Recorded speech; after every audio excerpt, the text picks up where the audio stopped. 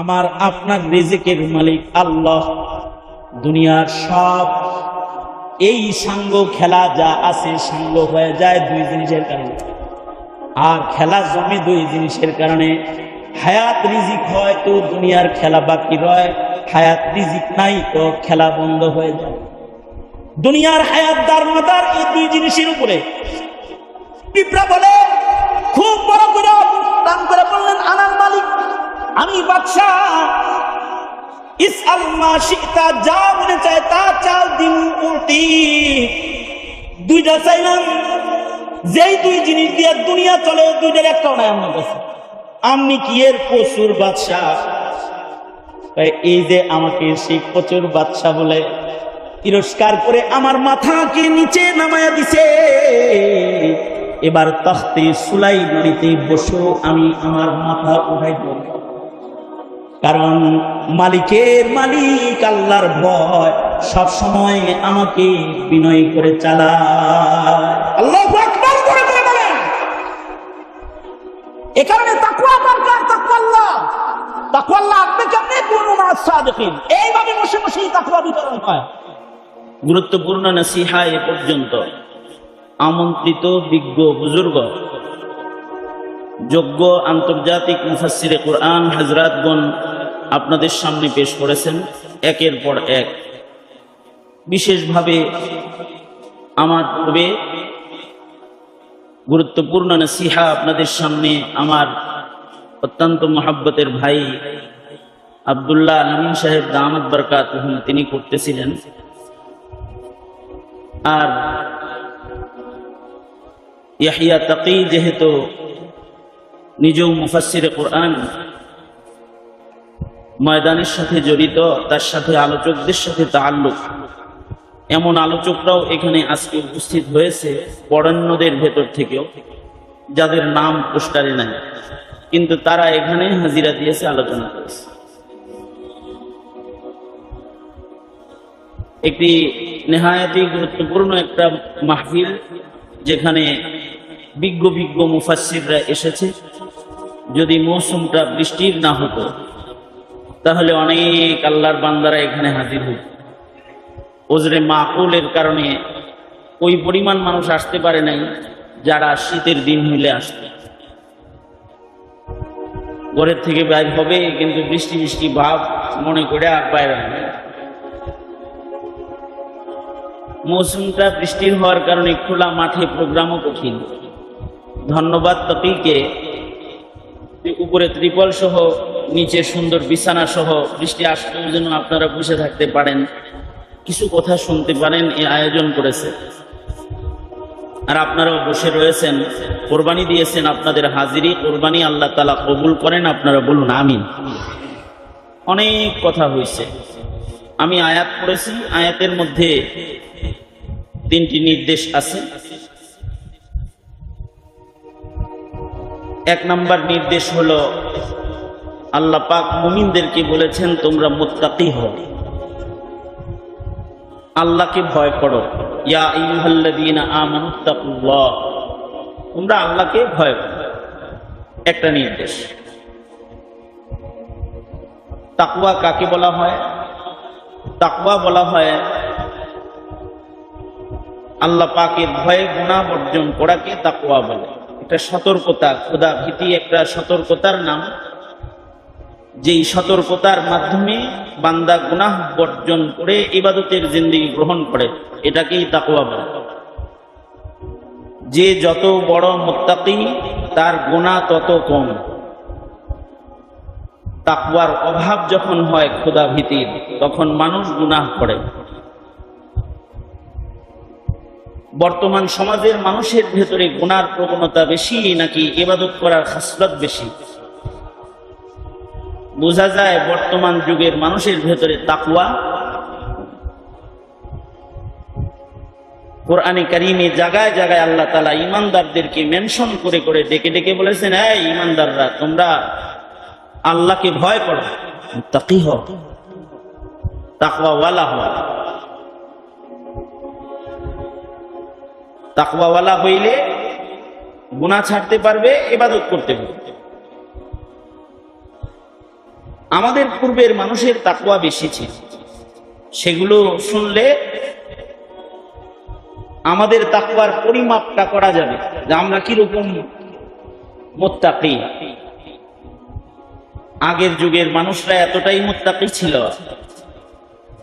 যে তারা গুনাহ তো করতো না, ইবাদত ছাড়তো না, ইবাদতকে আল্লাহর ভয়ে আহমিয়তের সাথে আদায় করত, ইবাদতের পরিপূর্ণ হিফাজত করত তারা তাকওয়ার কারণে। আমাদের টুটাফাটা যতটুকু ইবাদত জারি আছে এগুলো নষ্ট হয় তাকওয়ার অভাবে। আমরা কিছু ইবাদত করি কিন্তু মুত্তাকি গোলামের ইবাদত আমরা করি না। আমরা নামাজ পড়ি কিন্তু আমাদের নামাজ তাকওয়ার নামাজ, খৌফ খাশিয়াতের নামাজ হয় না। আগের যুগের মানুষের তাকওয়া বেশি ছিল বিধায় তাদের নামাজ ভারী ছিল, ওজনদার ছিল। যেমন আমরা নামাজ পড়ি তাকবীরুল হেফাজত নেই, আমরা নামাজ পড়ি জামাতের ইহতিমাম নেই। একটা জমানা ছিল সমাজের কোনো একটা বালেক পুরুষ ঘরে নামাজ পড়ত না। যেমন আল্লাহর রাসূলের জমানা, নবীজির জমানায় অন্ধ অচলরাও জামাতের নামাজে হাজির হইত। ঘরে নামাজ পড়ার মতো হিম্মতি তাদের ছিল না, কারণ তার ইবাদত যদি আল্লাহর কাছে পছন্দের না হয় তাহলে ইবাদত করে লাভ। সর্বোচ্চ পছন্দের ইবাদত বানানোর জন্য যত মুজাহাদা, যত কষ্ট আছে সব তারা করত। এই কারণে তাদের এই ইবাদতের ধারাবাহিকতাটা এক আধ সপ্তাহ ছিল না, একদিন দুই দিন না, এক বেলা দুই বেলা না, তারা লাগাতার ইবাদত করত। তাদের ইবাদতের কোয়ালিটিও লাগাতার ভালো রাখত। যেমন সাহাবায়ে কেরাম, তাদের ইবাদতের কোয়ালিটি বরাবরই ভালো এবং লাগাতার ভালো। তাবেঈদের যুগেও এটা হিফাজত ছিল। এ কারণে সাহাবীদের ইবাদতের বর্ণনা যেমন ইতিহাসের পাতায় আছে, তাবেঈদের গুণাবর্জন ইবাদতের বর্ণনা, তাকওয়ার বর্ণনা ইতিহাসের পাতায় মজুদ আছে। যেমন ইতিহাসের পাতার একজন তাবেঈর নাম আমি বলি আপনাদের সামনে, সাঈদ ইবনে মুসাইয়্যিব রাহমাতুল্লাহি আলাইহি, যিনি হযরত আবু হুরায়রার মেয়ের জামাই ছিলেন। হযরত আবু হুরায়রা হলেন মুকাসসিরিন সাহাবীদের অন্যতম সর্বোচ্চ হাদিস রিওয়ায়াতকারী সাহাবী হযরত আবু হুরায়রা। এই হযরত আবু হুরায়রার মেয়ের জামাতা ছিলেন সাঈদ ইবনে মুসাইয়্যিব। ওনার ইবাদতের ঐতিহাসিক বর্ণনা কিতাবে মজুদ আছে। কেমন ঐতিহাসিক বর্ণনাগুলো? কিছু অংশ আমি বলি আপনাদের সামনে। একটা বর্ণনা, সাঈদ ইবনে মুসাইয়্যিব 40 বছর লাগাতার তাকবীরে উলা সহকারে নামাজ আদায় করছেন। কত বছর? এই ওখানে কথা বলে কে রে? এই তোরা কথা বলছিস যা এখান থেকে।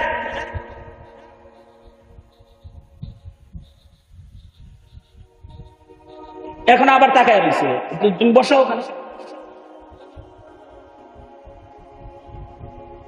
আমি কি বললাম আপনাদের কাছে? কত বছর? এবার বুঝেন, আপনি আমি নামাজ পড়ি কয় বছর? তাকওয়ার হিসাবটা করতে পারবেন যে আমাদের তাকওয়ার পরিমাপটা কি। শুধু তাই নয়, সাঈদ ইবনে মুসাইয়্যিব লাগাতার 40 বছর নামাজ পড়েছেন তাকবীরে উলা সহকারে। শুধু তাই নয়, সাঈদ ইবনে মুসাইয়্যিব বলেন 40 বছর আমি মসজিদের পয়লা কাতারে বসে মুয়াজ্জিনের আযান শুনছি। তার মানে হলো 40 বছর লাগাতার তিনি আযানের আগে মসজিদে প্রবেশ করেছেন। ওনাকে বলা হয়েছে আযানের আগে কেন মসজিদে আসেন, এটাকে বলে তাকওয়াল্লাহ। উনি বলেন এজন্যই আযানের আগে মসজিদে এসে বসে থাকি, ময়দানে মাহশরে মহান আল্লাহ আদালতে কিবরিয়াতে যদি আমায় জিজ্ঞেস করে, সাঈদ আমার ঘরে আমার কদমে সেজদা দিতে মুয়াজ্জিন দিয়ে ডেকে ডেকে তোমায় কেন আনা লাগতো? ভরপুর মজলিসে ময়দানে মাহশরে কাহার আল জালালের সামনে এর উত্তর আমি কি দিব? এই ভয়ে আজানের আগে 40 বছর মসজিদে হাজিরা দেই। 40 বছর আজানের আগে মসজিদে হাজিরা দিয়েছে। আরো শোনেন, ইকামতে সালাত কাকে বলে? ইকামতে সালাত কি খালি সমাজে নামাজ, সবাইকে নামাজি বানানো, এটা ইকামতে সালাত না। ইকামতে সালাত হলো নিজের নামাজকে এমন ভাবে পড়া যেন আমার কোন ত্রুটির কারণে আমার নামাজ অস্তিত্বহীন না হয়ে যায়। কারণ হাদিসে আছে কিছু মানুষের নামাজ অস্তিত্বহীন হয়ে যাবে, চেহারায় ছুড়ে মারা। ইকামতে সালাতের বহু দিকের একটা দিক হলো মাসাইলে সালাতকে গুরুত্বের সাথে হিফাজত করা, একটা একটা সুন্নতের হিফাজত করা। সাইয়্যিদ ইবনে মুসাইয়্যিব যে নামাজ পড়েছেন, তিনি এক একটা সুন্নতের হিফাজত কেমন করেছেন উনি বলেন যে 40 বছর আল্লাহর শকর আমি নামাজ পড়েছি, আমার নজর সেজদার জায়গায় ছিল। 40 বছরের ভেতরে নামাজরত দাঁড়ানো অবস্থায় আমার নজর কখনো আমার সামনে দাঁড়ানো মানুষের পিঠের উপরে পড়ে নাই। আল্লাহু আকবার কবির। গুরুত্বটা কোন পর্যায়ে? তার মানে হলো নামাজের মধ্যে চোখের একটা সুন্নত আছে না? চোখের সুন্নতের একটা বর্ণনা শুনে, একটা সুন্নতের অনেক দাম। ওমাইয়ুতি ইল্লাহ ওয়ার রাসূল ফাউলাইকা মাআল্লাযীনা আনআমা আল্লাহু আলাইহিম মিনান নাবিয়্যিন ওয়াস সিদ্দীকিন ওয়াস শুহাদাই ওয়াস সালিহিন। বিনা হিসাব জান্নাতীদের সাথে জান্নাতে থাকা যাবে সুন্নতের আমলের বরকতে। আর আমি তিলাওয়াতকৃত আয়াতের শেষে আছে, আমার তিলাওয়াতকৃত আয়াতের শেষে আছে, ওমাইয়ুতি ইল্লাহ ওয়ার রাসূলা ফাকাদ ফাযা ফাওজান আযীমা। যারা আল্লাহ আল্লাহর রাসূলের ইত্তিবা করবে, সুন্নতের ইত্তিবা করবে, তাদেরকে আল্লাহ তাআলা অনেক বড় পুরস্কার দান করবে, অনেক বড় পুরস্কার দান। সাইয়্যিদ ইবনে মুসাইয়্যিব শুধু চোখের সুন্নতটার কত গুরুত্ব দিয়েছে। চোখের সুন্নত কি? নামাজ। যত নামাজি যখন কেউ দাঁড়াবে, দাঁড়ানো অবস্থায় চোখের সুন্নত হলো নজর থাকবে সেজদার জায়গায়। যখন রুকুতে যাবে তখন নজরের সুন্নত হলো তার চোখের দৃষ্টি থাকবে 2 পায়ের মাঝখানে। যখন সেজদা অবনত হবে 2 হাতের মাঝখানে চোখ 2টো খোলা থাকবে। যখন তাশাহুদের বৈঠকে বসা থাকবে তখন নজরের সুন্নত হলো তার চক্ষু দৃষ্টি কোলের উপরে থাকবে, মাথা সোজা থাকবে, নজর কোলের উপরে থাকবে। সালামের সময় নজরের সুন্নত হলো যখন সালাম ফিরাবে তখন ডান দিকে, সালাম ফিরানোর সময় ডান কাঁধে নজর রাখবে। অর্থাৎ আসসালামু আলাইকুম ওয়া রাহমাতুল্লাহ, আসসালামু আলাইকুম ওয়া রাহমাতুল্লাহ। নজর কোথায়? এইখানে। এটাই সুন্নাত। আমরা যে নামাজ পড়ি আমাদের নজর কত জায়গায় যায়? নামাজের কাতারে দাঁড়ায় ছাদের ফ্যান কিনে ফেলাইছে। পয়লা কাতারে কতগুলো ফ্যান আছে, দ্বিতীয় কাতারে কয়টা আছে? সামনের ফ্যানগুলো নতুন কেন? মুসল্লি কি বলিনি নাকি আমার মাথার উপরে একটা পুরান কেন? এগুলো মনে মনে কল্পনা সব শেষ। ইকামতে সালাত করতে আছে। যখন নামাজ পড়তেছে নামাজের ভিতরেই হুজুরি কালব নাই, সুন্নাত নাই, সে মসজিদে দেহ আছে, সে অন্য রাজ্যে ঘোরাফেরা করতেছে।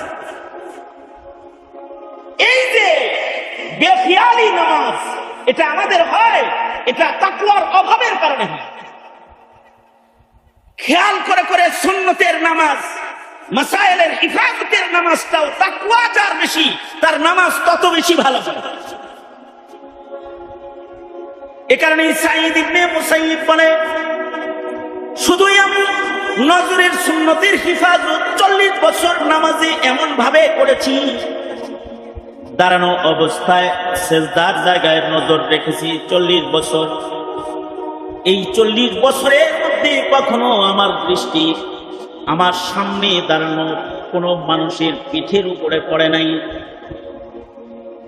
এতটা সুন্দর করে যদি কেউ নামাজ পড়ে, তাহলে তার নামাজের পুরস্কারও তো মহান আল্লাহ বড় দিবেন। কারণ হলো তার নামাজের রুকু সিজদার ভেতরেও তাকওয়া বেশি। আর আমাদের সালাম ফিরা কেমনে জানেন? গ্রামীগঞ্জে আসসালামু আলাইকুম ওয়া রাহমাতুল্লাহ, আব্দুল জব্বার ভাই পাশে আছে, আর আসসালামু আলাইকুম ওয়া রাহমাতুল্লাহ তো আসে নাই। সুলাইমান ভাই বাম পাশে দাঁড়ায় হেও জানে, আর আব্দুল জব্বার ডান পাশে দাঁড়ায় এটাও জানে। সালাম ফিরানোর সময় দুই পাশে চেক করা শেষ করছে। এই যে নামাজের এই হালত হইল, এইটাও তো তাকওয়ার অভাবের কারণে হইল।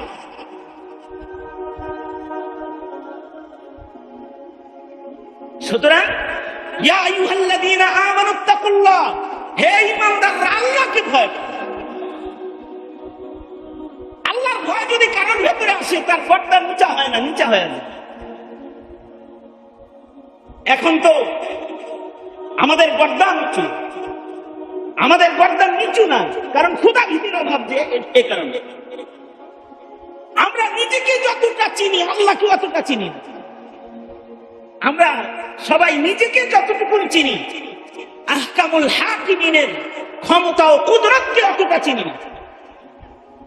এমনকি আমরা হাসিনা রে আর খালেদা জিয়ারে যতটা চিনি, আওয়ামী লীগ আর বিএনপিরে যতটা চিনি, আল্লাহরে অতটা চিনি না। আমরা আল্লাহরে যদি চিনতাম ভালো, তাইলে আমরা ভিন্ন কোয়ালিটির মুসলমান হইতাম। তবে আল্লাহ তাআলাকে কেউ যখন না চিনে, আল্লাহ তাআলা কিন্তু আল্লাহর পরিচয় দেখায় দেয়।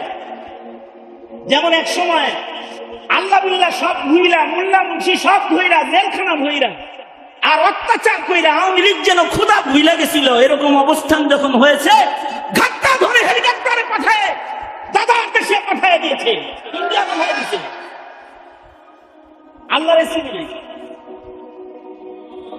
এই সামনেও যারা ক্ষমতায় আসতেছে, তাদেরকে বলবো আল্লাহ চিনো, আল্লাহ চিনো, ধর্ম মানো, নবীজি রেখে যাওয়া আমানতকে কদরদানি করা শিখো। কারণ মনে মনে ভাবতেছে যে তোমরা ছাড়া আর কেউ ক্ষমতায় নাই, কিন্তু হাসিনার এত স্বপ্নের ক্ষমতা ভাঙ্গা দিতে যেই রবের 40 মিনিট লাগে নাই, 40 মিনিট আগে সে নিজেও জানে না যে আমার যেমন লাগতেছে। তোমাদের যে কোনো জায়গায় চলে যেতে হবে, ওই পরিবেশ কায়েম করতে তার বেশি সময় লাগবে না। তবে তার গোলাম হয়ে যাও, তার গোলাম হয়ে যাও, দুনিয়া ও আখিরাতের রাজত্ব দখল করে নাও। খোদা ভীতির দরকার। সুলাইমান আলাইহিস সালাম এখনকার পার্টি নেতারা আছেন, কেউ রাগ করেন না, আপনারা আমার ভাই, এমনি কই আর। এখনকার কিছু পার্টি নেতা আছেন, নেতা নেতা হয়েছে, এখন নেতার জ্বালায় তো হাঁটা যায় না রাস্তাতে, ঠিক না? নেতার ভাব হলে এরকম, আল্লাহরে ডরান লাগবো না, আমারে ডরা, এরকম ভাব তার ভিতরে আছে।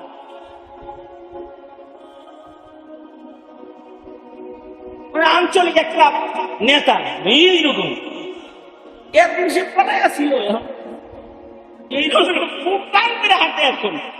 মানে হের কিন্তু কোনো ক্ষমতা নাই, তার উপরের কোন বসের পাগারের জ্বালাই হের ডাকুটে এলাকা দিয়ে হাঁটতে পারবেন না। কারণ কি? খোদা ভীতি নেই। আর সুলাইমান আলাইহিস সালাম তাফসীরে রূহুল মাআনি ও রূহুল বায়ান সব জায়গায় মওজুদ আছে, বিভিন্ন তাফসীর, বিভিন্ন হাদিসের riwayat। হযরত সুলাইমান আলাইহিস সালাম একবার তখতে সুলাইমানিতে চইরা যাইতেছে। সুলাইমান আলাইহিস সালামের তখতে সুলাইমানি কত বড় ছিল, আর সুলাইমান আলাইহিস সালামের রাজত্ব কত বড় ছিল, এই বিষয়ে আলোচনা করতে গেলে এইটা নিয়ে ঘুরে করতে হবে অনেক টাইম। তবে সারা দুনিয়ার রাজত্ব যারা করেছে তাদের ভেতরে হযরত সুলাইমান একজন, এবং উনার আল্লাহ প্রদত্ত মুজিজার ভেতরে একটা মুজিজা হলো সুলাইমান নবীর হেলিকপ্টারও লাগতো না, বিমানও লাগতো না। উনি কিন্তু তখতে সুলাইমানিতে চড়ে বসলে তখতে সুলাইমান আলাইহিস সালামকে নিয়ে সারা দুনিয়া সায়ের করতো, সারা দুনিয়া ঘুরতো তখতে সুলাইমান।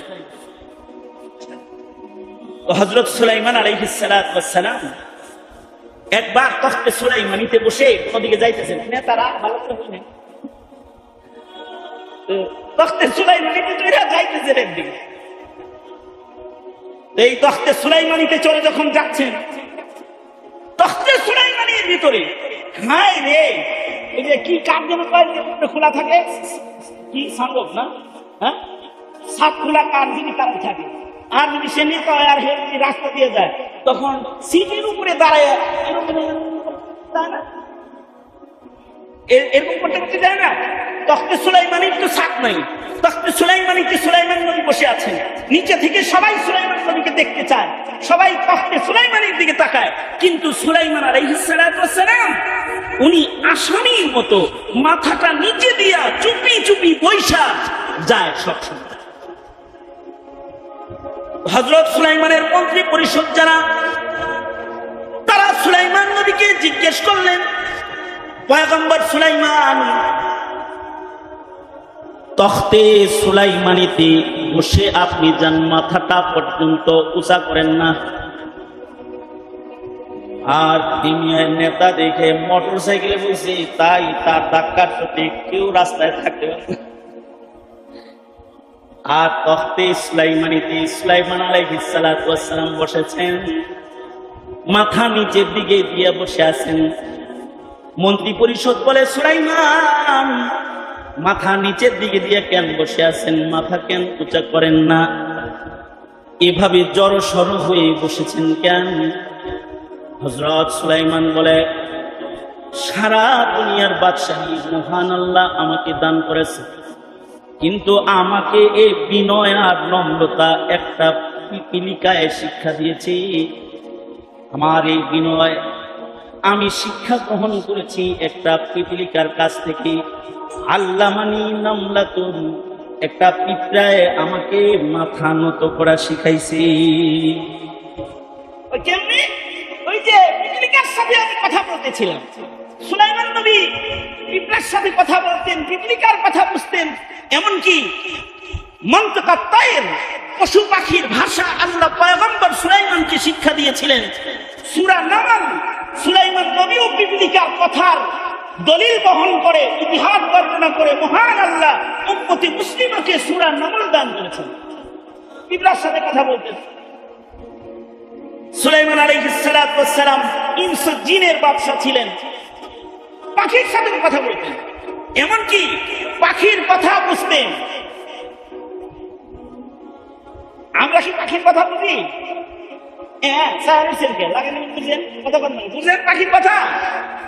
আমরা তো পাখির কথা বুঝি না, কিন্তু সুলাইমান আলাইহিস সালাম পাখির কথা বুঝতেন। একবার সুলাইমান আলাইহিস সালাম রাস্তা দিয়ে যাইতেছেন, তো দেখে গাছের ডালে বসে বসে এক পুরুষ পাখি এক মহিলা পাখির সাথে প্রেম করতেছে। পুরুষ পাখিটা মহিলা পাখিকে কয়েকটি জানেন? এই আমার মতো প্রেমিক পাবি না, এগুলো বলতেছে। এই আমার সাথে বিয়ে শাদী হইলে লাভ আছে, আমি অন্যান্য পাখির মতো পাখি না, এক চড়াই আর এক চড়াই পাখিরে বলতেছে, আমার সাথে একটু পীড়িত কর, আমার সাথে প্রেম করলে লাভ আছে। কি লাভ জানিস? আমি তোকে মসজিদুল আকসার সাদা সাদা গম্বুজের ভেতরে তোর জন্য একটা বাড়ি বানাই।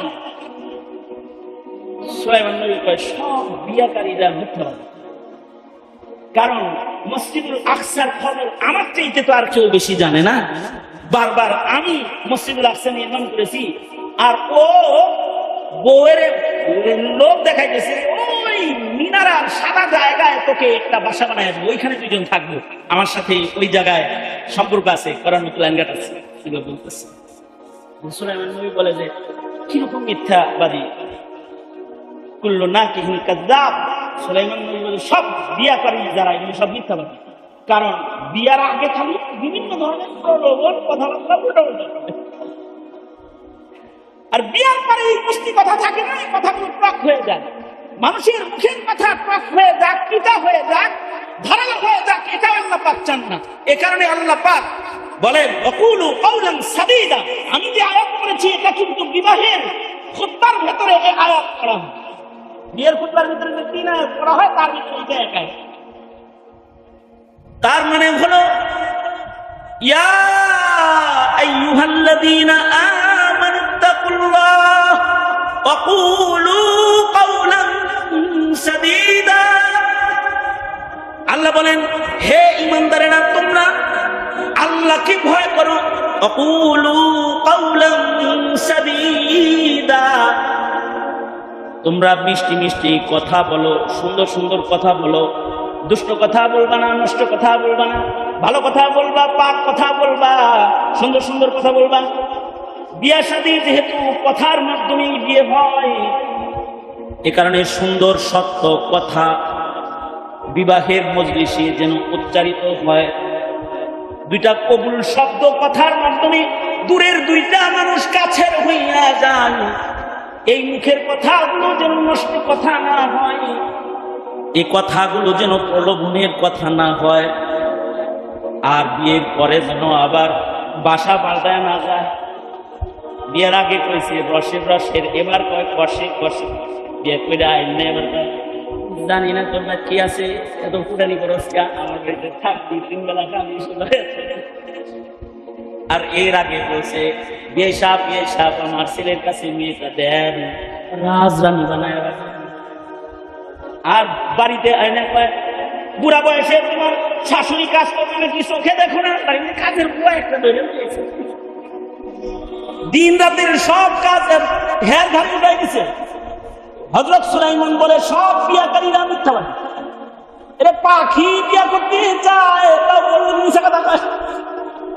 অন্যরা পাখির ভাষা বুঝে না, তাই তারা জানে না। কিন্তু সুলাইমান নবী যেহেতু আল্লামানি মানতিকাত তাইর, হযরত সুলাইমান বলেন আল্লাহ আমাকে পাখির ভাষা শিক্ষা দিয়েছেন। উনি পাখির ভাষা শুনতেছেন, পাখি পাখিরে বলে আই লাভ ইউ, আমি তোমাকে ভালোবাসি। আর আমি স্বামী হিসাবে একজন খুব ভালো কোয়ালিটির একটা স্বামী, সুতরাং আমাকে বিয়ে করলে তোমাকে কিন্তু মসজিদুল আকসার মিনারায় আমি বাড়ি বানিয়ে দিই। যাই হোক, এটা কথা না, ফাঁক দিয়ে আয়াতের ভেতরে ঢুকেছিলাম, আবার বেরিয়ে গেলাম। সেটা হলো সুলাইমান আলাইহিস সালাতু ওয়াস সালাম পশু পাখির ভাষাও বুঝতেন এবং পিপীলিকার ভাষাও বুঝতেন, পিঁপড়ার সাথে কথা বলতেন। তো হযরত সুলাইমান পিপীলিকার সর্দারকে বললেন ইসআল মা শিতা ইয়া আইয়ুহান নামলা, এই পিঁপড়া, তোর যা মনে চায় তা আমার কাছে চা, কারণ আনাল মালিক, আমি হলাম বাদশা, সারা দুনিয়ার বাদশাহী আল্লাহ আমাকে দিয়েছে। তোর যা চাইতে মনে চায় আমার কাছে চা, ঠিক আমি তোকে দেব, তোরে খুশি করে দেবো। আমি তোর উপরে খুশি হয়ে গেছি, চা একটা কিছু। হযরত সুলাইমান বলে আমি যখন পিঁপড়ারে বলছি আমি বাদশা, তুই আমার কাছে কিছু চা, যা চাবি আমি তা তোরে দিব, পিপীলিকায় আমার গর্দানকে নিচু করে দিল। আমি যে আনাল মালিক বলেছিলাম, আমি নেতা, আমি বাদশা এটা বলেছিলাম, আমার গর্দানকে নিচু করে দিল। পিপীলিকা আমাকে বলল ইয়া আইয়ুহাল মালিক, ও হে বাদশা নামদার, জিদ ফি হায়াতি, আল্লাহ আমার যে হায়াত দিছে এই হায়াত থেকে আরেকটু বাড়ায়া আমার হায়াতটাকে একটু বড় বানায় দেন। সুলাইমান আলাইহিস সালাম বললেন হে, যখন হায়াত চাইছে তখন তো আমি নাই। কারণ বুঝা থাকলে জোরে করে বলেন হায়াতের মালিক একমাত্র কে, জোরে আওয়াজ করে বলেন। সুলাইমান নবীর কাছে তার হায়াত নাই, এ কারণে সুলাইমান আলাইহিস সালাতু ওয়াস সালাম ইন্তেকালের পূর্বে হায়াত চেয়েছিলেন। আল্লাহ ওনাকেও হায়াত দেয় নাই, লাঠি ভর দিয়ে দাঁড়ানো অবস্থায় রূহ রয়ে গেছে, কুরআনে বর্ণনা মওজুদ আছে। তার মানে হায়াতের মালিক কে, জোরে বলুন। সুতরাং আমেরিকার সাথে সম্পর্ক থাকলে বাঁচুন, ইন্ডিয়ার সাথে সম্পর্ক থাকলে বাঁচুন, চায়নার সাথে সম্পর্ক থাকলে বাঁচুন, আমাদের বাঁচা মরা কার হাতে, ধরে আওয়াজ করে বলেন। আমাদের জীবন, আমাদের মরণ সবকিছু মহান আল্লাহ পাকের হাতে। এ কারণে মুসলমানরা আমেরিকাকে ভয় পায়, ইমানদারেরা ইন্ডিয়াকে ভয় পায়, কারণ তাদের আয়তন বড় হতে পারে, অস্ত্রের শক্তি বেশি হতে পারে। ওদের জন্য আল্লাহ নাই, লানাল মাওলা ওয়ালা মাওলা লাহুম। আমাদের জন্য আছেন কে? জোরে আওয়াজ করে বলে। হায়াতের মালিক তুই আল্লাহ। পৃথিবীর কোন রাজা বাদশার কাছে হায়াত নেই। সুলাইমান নবী বললেন, এইটা ছাড়া অন্য কিছু চাওয়া যায় না, এটা তো কোনো মানুষ দিতে পারে না। আসলেই দিতে পারে না। কোন বড়ি খায়া হায়াত বানানো যায় না, হায়াত বড়ি নাই। ইদানিং কালে কোন ঔষধ যদি মার্কেটে আসে, এইটার ম্যানেজমেন্টে এবং প্রচারণায় যে পরিমাণ, ওগুলো কি পায় ইংলিশে? হ্যাঁ, আরে না, যারা ঔষধ লেলে ঘুরে মার্কেটিং করে, মার্কেটিং ম্যানেজার। এই মার্কেটিং ম্যানেজার ট্যাবলেটটা তো আছে, তার চাইতে ম্যানেজার বেশি আছে। মার্কেটিং ম্যানেজার বড়িতে কয়টা, একদিকে লোক বেশি। সব ডাক্তারের চেম্বারে একজন করে বই দিচ্ছে। একজন আইসা আমাকে বলে, হুজুর আমি কিন্তু ভালো ওষুধ কোম্পানির একজন মার্কেটিং ম্যানেজার, আমার দাওয়াত দিতে আইসা। আমি বললাম, তো আপনার খাতির রাখা দরকার, কারণ অসুখ বিসুখ জেলেতে আসার পরে না খুব বেশি। হাসিনা জেল এত আদর করছে যে জেলের থেকে বের হওয়ার পরে এবার অসুখ বিসুখের সীমা নাই। আমার লোকের খাতির দরকার। আমি বললাম, যে আপনার কোম্পানি কি কি ওষুধ বানায়? এই ওষুধ তো অন্য কোম্পানিও বানায়, আপনার কোম্পানি কে বললেন একটা ভালো করে বানাইতে, কি কোনো আইডিয়া হুজুর? আমার কাছে দারুণ আইডিয়া আছে, যে জমিন পেয়েছে আগে বড়ি কিনা সবাই যার যার আলমারি বইরে রাখবে, যদি একটা বড়ি খালি বানান যায়, বড়িটার নাম দিবেন হলো হায়াত বড়ি। কি বড়ি? বড়ির নাম হবে হায়াত বড়ি। এইটা কেনার জন্য বাপেরা তাদের মিরাজ বন্টন বন্ধ করে দিবে। যার যার জমিন পয়সা নিজেই বড়ি কিনা বয়া থাকবো, আর কেউ তুই যা ছেলে আছে ভালো কথা, বড়ি কিনার জন্য এই জায়গা যা আছে সব বিক্রি করে আমি বেঁচে দেবো। কারণ হায়াতের দাম মানুষের কাছে এত বেশি, কিন্তু হায়াতের মালিকানা এক জান্নাত মানুষের কাছে নাই। আল্লাযী খালাকাল মাউতা ওয়াল হায়াতা লিয়াবলুয়াকুম আইয়ুকুম আহসানু আমালা। এটার মালিকানা একমাত্র কার? জোরে আওয়াজ করে বলেন। সুলাইমান নবী বলে, আমার কাছে তো হায়াত নাই। সালমিন গায়রিহি, এছাড়া অন্য আর কিছু চাও, অন্য কিছু চাও। পিপিলিকায় কয়, তাহলে আইয়ুহাল মালিক জিদ ফি রিজকি, ও বাদশাহ আপনি আমার রিজিক বাড়ায়া দেন। সুলাইমান আলাইহিস সালাম আবার মাথা নিচের দিকে, না না, রিজিকের মালিকও আমি না। বলুন তো রিজিকের মালিক কি? জোরে আওয়াজ করে বলেন। আমার আপনার রিজিকের মালিক আল্লাহ। দুনিয়ার সব এই সাঙ্গ খেলা যা আছে, সাঙ্গ হয়ে যায় দুই জিনিসের কারণে, আর খেলা জমে দুই জিনিসের কারণে। হায়াত রিজিক হয় তো দুনিয়ার খেলা বাকি রয়, হায়াত রিজিক নাই তো খেলা বন্ধ হয়ে যায়। দুনিয়ার হায়াত দারমাদার এই দুই জিনিসের উপরে।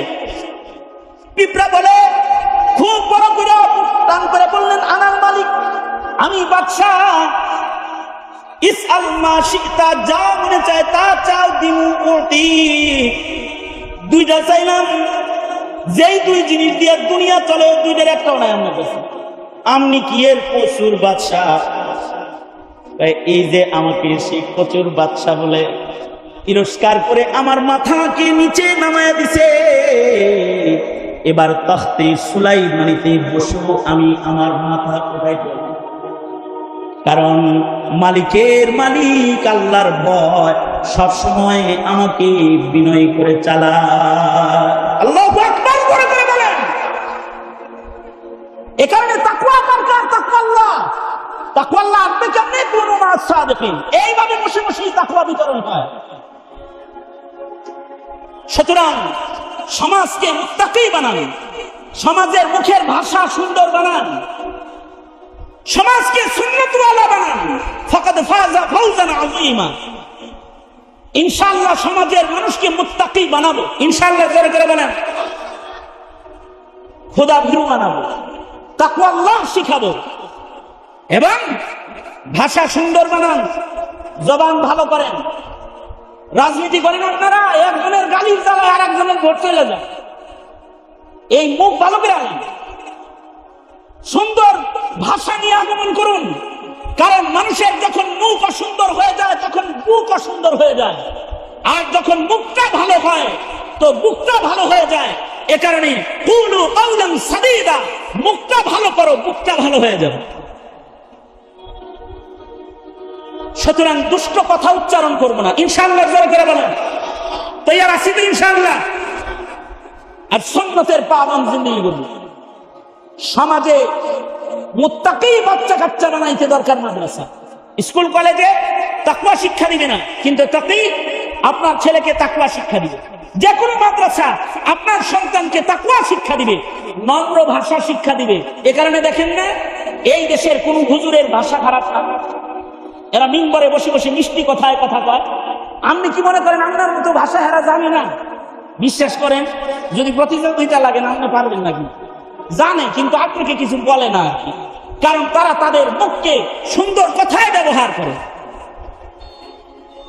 সুন্দর কাজ করে, সুন্দর কথা, সুন্দর মুখ, তাই সুন্দর কাজ বেশি করে।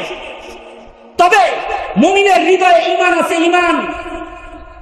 এই ঈমান নষ্ট করে, তাকওয়া তাহারাত নষ্ট করে যারা জাতিকে বেঈমান বানাইতে চায়, তাদের মোকাবেলায় সংগ্রাম এক নম্বর হলো তালিম তরবিয়তের সংগ্রাম। তালিম তরবিয়তের মাধ্যমে এদের বিরুদ্ধে সংগ্রাম চালিয়ে যেতে হবে। নবী রাসূল দিয়ে আল্লাহ তাআলা এই পদ্ধতিটাকেই সর্বপ্রথম গ্রহণ করেছেন, তালিম ও তরবিয়ত। আমি একটা কথা বলে আমি আমার আলোচনা আজকের মতো শেষ করে দেব ইনশাআল্লাহ। সেটা হলো, হজরত থেকে আসার সময় আমি ফ্লাইটে উঠেছি এই গত সফরে।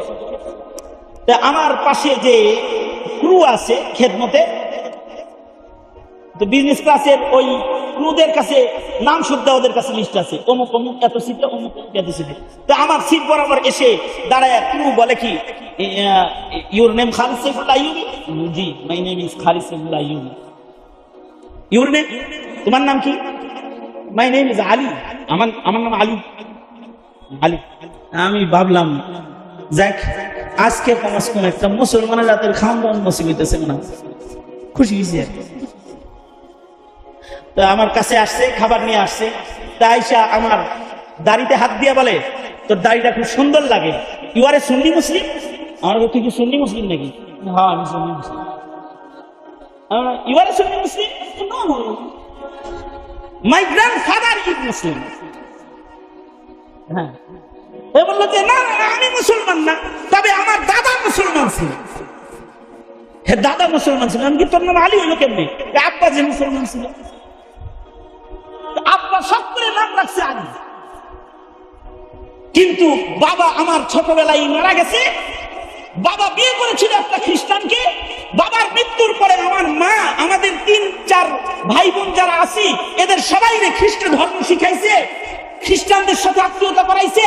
আমাদের মুসলিম পরিচয় যেটা, ওইটা বাবা পর্যন্তই শেষ, এরপরে ব্রেক হয়ে গেছে। তার মানে হলো, একটা ছেলে তার নাম আলী, কিন্তু তার দাদা ছিল মুসলমান, কিন্তু সে নাতি তৃতীয় পুরুষে এসে সে হয়ে গেছে পুরা খ্রিস্টান। তার বংশের থেকে খ্রিস্টান প্রজনন কেন্দ্র চালু হয়ে গেছে। এইটা শোনার পরে আমি যে 4.5 ঘন্টা বিমানে ছিলাম, এর ভিতরে আমি কিছু খাইতেও পারি নাই, এর ভিতরে একটু আরামও করতে পারি নাই, শুধু কাঁদছি আর পেরেশান হয়েছি যে এটাই যদি হয়, পরিবেশের কারণে যদি দাদা মুসলিম হয়, তার নাতি খ্রিস্টান হয়ে যায়, তাইলে আমার দেশের স্বাধীন মাটিতে যারা হিন্দুত্ববাদের চাষাবাদ করতে চায়, যারা খ্রিস্টবাদের চাষাবাদ করতে চায়, যারা কাদিয়ানির চাষাবাদ করতে চায়, ওরা তো আমার নাতিপুতির ভেতর থেকে এক সময় মুসলিম প্রজনন বন্ধ করে খ্রিস্ট প্রজনন চালু করে ফেলবে।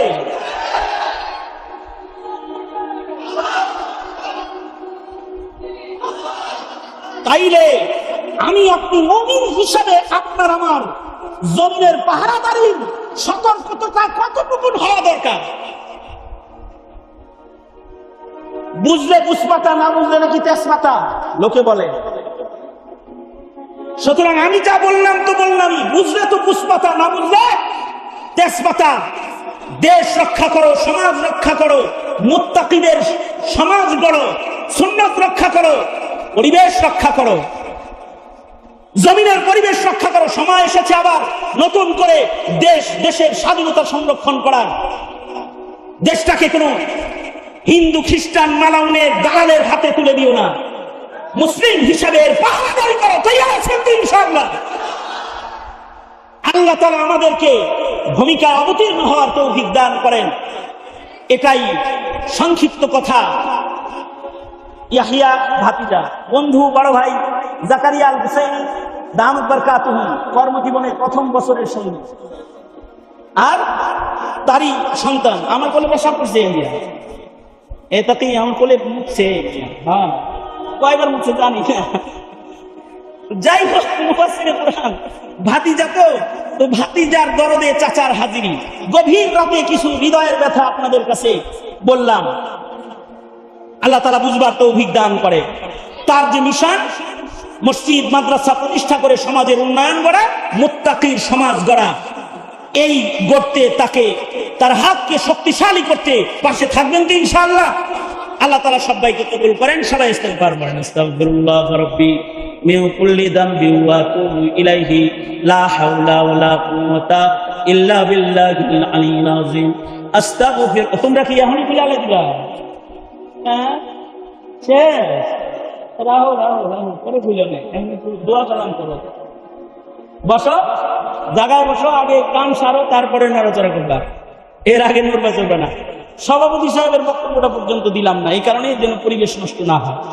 মাহফিলটার শেষ ইতি হোক। শেষ ভালো যাক, সব ভালো তার। সুতরাং খুব সংক্ষিপ্ত একটু দোয়া হবে। দোয়ার মাধ্যমে মজলিস ইতি হবে। তো দোয়ার মাধ্যমে মজলিস ইতি হবে। এই মরহুমদের জন্য দোয়া করি, এই জমিনের মাইয়িতদেরকে আল্লাহ তাআলা মাফ করে দেয়। আমিন বলেন। অসুস্থদেরকে আল্লাহ তাআলা সুস্থ করে দেয়। আমিন বলেন। এই জুলাই বিপ্লবে যারা শহীদ হয়েছে, আল্লাহ তাদের মাফ করে দেয়, জান্নাত দান করে। যারা অসুস্থ অবস্থায় রয়েছে, আল্লাহ তাআলা তাদেরকে সুস্থতার নিয়ামত দান করে। যারা ত্যাগ দিয়েছে স্বাধীনতা সার্বভৌমত্ব রক্ষায়, তাদেরকে উত্তম জাযা আল্লাহ তাআলা দান করে। আমিন বলেন। আলহামদুলিল্লাহি রাব্বিল আলামিন, والصلاة والسلام على سيد الأنبياء والمرسلين محمد وعلى آله وأصحابه أجمعين। ভাতিজা ইয়াহিয়া তাকির আয়োজনে তার মাদ্রাসায় হাফেজ ছাত্রদের মাথায় দস্তার পড়াইছে। আল্লাহ, তার গর্বিত কিতাব মজলিসের সভাপতি রব্বুল আলামিন গভীর রাত, মাঝরাত পার হয়ে শেষ রাত্রিতে আমরা পা রেখেছি। ভিক্ষুকের মতো গভীর রাতে দুইটা হাত কাঙ্গালের মতো বাড়ায় ধরেছে। জিন্দেগির সব গুনার জন্য তোমার কাছে মাফ চাই আল্লাহ। আমাদের জিন্দেগির সব গুনাহ তুমি মাফ করে দাও আল্লাহ। ছোট বড় সগীরা কবিরা, জেনে না জেনে, আধারে আলায় যত পাপাচার আমরা করেছি মাফ করে দাও। ওগো আল্লাহ, জিন্দেগি সুন্দর বানায় দাও। ইয়া আল্লাহ, পৃথিবীর নিকৃষ্টতম জালেম ইসরায়েলকে হালাক করে দাও আল্লাহ। ফিলিস্তিনের মুসলমানদেরকে মদদ নসরত করো। বাংলার জমিনে শান্তি দান করো রব্বুল আলামিন। জুলাই মাসে, জুলাই বিপ্লবে যারা শহীদ হয়েছে তাদের ভুলি না আল্লাহ। মাগফিরাত দাও, দারাজাত বুলন্দ করে দাও রব্বুল আলামিন। যারা অসুস্থ তাদের সুস্থ করে দাও ইয়া আল্লাহ। অত্র এলাকার মাটির নিচে যত মাইয়িত ঘুমায় রয়েছে, তাদের কবরগুলো জান্নাতের বাগান বানায় দাও। এখানে যারা হাত তুলেছি, কারোর মা নাই, কারোর বাবা নাই, ইয়া আল্লাহ, যুগ যুগ আগে পিতার লাশ কবরে রেখেছে, কাফন সরায় বাবারে শেষ দেখা দেখেছে। মায়ের লাশ কবরে নামাইছে, মাকে শেষ দেখা দেখেছে। জীবনে কোনোদিন আব্বা মা ডাক যাদের নসিব হবে আল্লাহ থাকতে মাফ করে দেন। ইয়া আল্লাহ আব্বা জান যাইনুল আবেদিন কি মাফ করে দেন। এমন আমার মতো যারা বাপ খারাপ সকলের বাবাকে জান্নাত দিয়ে রব্বুল আলামিন আমাদের আওলাদ ফারজান্দাদেরকে নেককার বানাও, মাদ্রাসাতুত তাকিকে কবুল করে নাও। রব্বুল আলামিন হাজত খাজানায়ে গায়ব থেকে মিটায় দাও। রব্বুল ইজ্জত এই মুহূর্তে আমাদের সালাম প্যারা নবীর রওজায়ে আতহারে পৌঁছায় দাও। ইয়া আল্লাহ জানি না কখন মৌতের পরওয়ানা জারি হয়ে যাবে, মৃত্যুর আগে কামিল ঈমান নসিব করে দিও আল্লাহ। অনেক কিছু বলার, সংক্ষেপ বক্তব্য যা বলার, যত কল্যাণ সব আমাদের তুমি দান করো, আর যত অকল্যাণ তার থেকে ধরে ধরে আমাদের হিফাজত করো। আল্লাহুম্মা জাআল সামরানা আলা মান যালামানা ওয়ানসুরনা আলা মান আদানা ওয়া লা তাজআল মুসিবাতানা